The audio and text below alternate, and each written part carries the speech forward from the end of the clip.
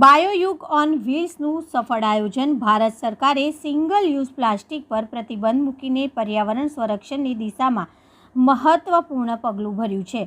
અમદાવાદ ખાતે કમ્પોસ્ટેબલ પ્લાસ્ટિકની તરફ જાગૃતિ લાવવા બાયોયુગ ઓન વ્હીલ્સનું સફળ આયોજન કરવામાં આવ્યું. CIEPTET અમદાવાદના સહયોગથી યોજાયેલા કાર્યક્રમમાં વિદ્યાર્થીઓ, સંશોધકો, ઉદ્યોગ સાહસિકો અને પર્યાવરણ પ્રેમીઓએ ઉત્સાહપૂર્વક ભાગ લીધો. આ કાર્યક્રમમાં બાયો આધારિત ટેકનોલોજીના ઇન્ટરેક્ટિવ પ્રદર્શન, live demonstration, hands on activities અને પેનલ ચર્ચાનું આયોજન કરવામાં આવ્યું. સાથે જ કમ્પોસ્ટેબલ પ્લાસ્ટિકના મહત્વ પર જાગૃતિ લાવતો સેમિનાર પણ યોજાયો.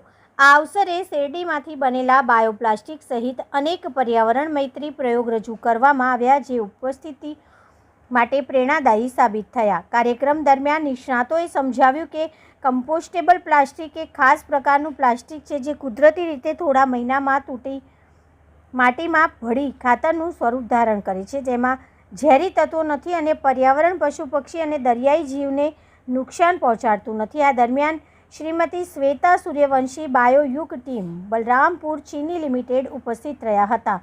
સંજીવ રાજપૂત, અમદાવાદ.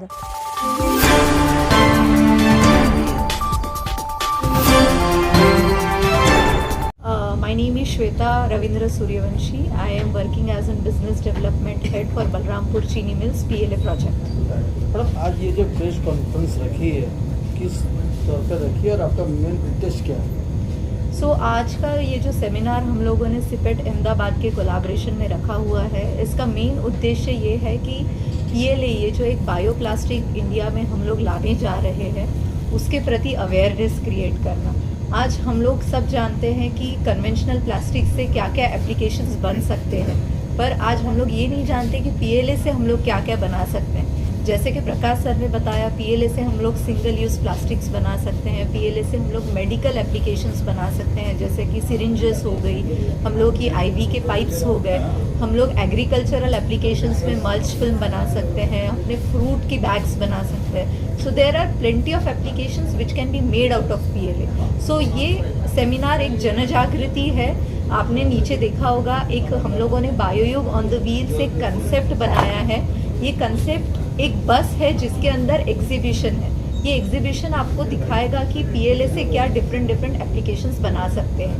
મારું નામ પ્રકાશ પટેલ છે. હું managing director of Vision Industries અને અમે KCPI association of compostable plastic ઇન્ડસ્ટ્રીઝના હું ટેકનિકલ લીગલ ટીમમાં કામ કરું છું. સર, કમ્પોસ્ટેબલ પ્લાસ્ટિક છે શું અને શેમાંથી બને છે? કમ્પોસ્ટેબલ પ્લાસ્ટિક છે એવું પ્લાસ્ટિક છે, એક નેચરલ પદાર્થોમાંથી બને છે. નેચરલ પદાર્થોમાં હું તમને એવું કહીશ કે એક સ્ટાર્ચ કહીએ, જે બટાકા, મકાઈ, શક્કરિયા અને શેરડી, એ બધામાંથી એક પ્રકારનો સ્ટાર્ચ મળે અને સ્ટાર્ચનું એ લોકો પોલિમરાઇઝેશન કરીને પ્લાસ્ટિક્સના દાણા બને, જેને PLA કહેવાય. એનું પૂરું નામ છે PLA, એટલે પોલીલેક્ટિક એસિડ્સ. એને કમ્પોસ્ટેબલ પ્લાસ્ટિક તરીકે કહેવામાં આવે છે. ભારત સરકાર અત્યારે પ્લાસ્ટિક મુક્ત બનાવવાનો કંઈક એના પર ચાલી રહી છે ને તમે જ્યાં કમ્પોસ્ટેબલ લાવો છો, તો આ કેટલું ઇઝી રહેશે સરકાર માટે અને આનાથી કેવા પ્રકારની પ્રોડક્ટ્સ બનશે? ભારત સરકારમાં વાત કરીએ તો ministry of environment and forest department અને CPCBએ ઓલરેડી આ કમ્પોસ્ટેબલ પ્લાસ્ટિક્સને પ્રમાણિત કરેલ છે અને એ માટેની એમને જરૂરી પરમિશન દરેક મેન્યુફેક્ચરને ઓલરેડી આપેલી છે. એટલે કમ્પોસ્ટેબલ પ્લાસ્ટિક એક પ્લાસ્ટિક જ છે, એ કોઈ અલગ પ્રકારનું પ્લાસ્ટિક નથી. સર, આજના સેમિનારમાં આપણે કયા કયા મુખ્ય મુદ્દાઓની સાથે વાત કરી? અમારા આજના સેમિનારનો મુખ્ય ઉદ્દેશ એ છે કે જે સિંગલ યુઝ કન્વેન્શનલ પ્લાસ્ટિક્સ જે અત્યારે આપણે ગ્લોબલી માર્કેટમાં મળી રહ્યું છે, એને આપણે સ્વૈચ્છિક રીતે એને ના કહીને આપણે કમ્પોસ્ટેબલ પ્લાસ્ટિક્સની, સિંગલ યુઝ પ્લાસ્ટિક્સને આપણે અપનાવી જોઈએ. કન્વેન્શનેબલ પ્લાસ્ટિક કરતાં કમ્પોસ્ટેબલ પ્લાસ્ટિક ઉપયોગ કરવાથી વધુ ફાયદા શું રહેશે? મેઇનલી તમને એવું કહીશ કે કન્વેન્શનલ પ્લાસ્ટિક છે એવું પ્લાસ્ટિક છે કે સિંગલ યુઝ પ્લાસ્ટિક્સમાં વપરાશ ગમે તેમ થાય છે, એનું કલેક્શન થતું નથી, એનું રિસાયકલિંગ થતું નથી, એટલે વાતાવરણમાં, જમીનમાં ગમે ત્યાં કચરા રૂપે જાય છે. અને આ પ્રકારના પ્લાસ્ટિક છે 100 વર્ષ 200 વર્ષ સુધી એનું કોઈ પણ જાતનું એનું સ્વરૂપ બદલાતું નથી. એટલે તમને 200 વર્ષ પછી પણ એ પ્લાસ્ટિકના સ્વરૂપે મળે છે. પણ આના કારણે તમને લેન્ડ, પાણી અને હવા ત્રણેયનું પોલ્યુશન થવાની થાય છે, એવા ઓલરેડી ગ્લોબલ વોર્મિંગના આપણા રિપોર્ટો કહે છે.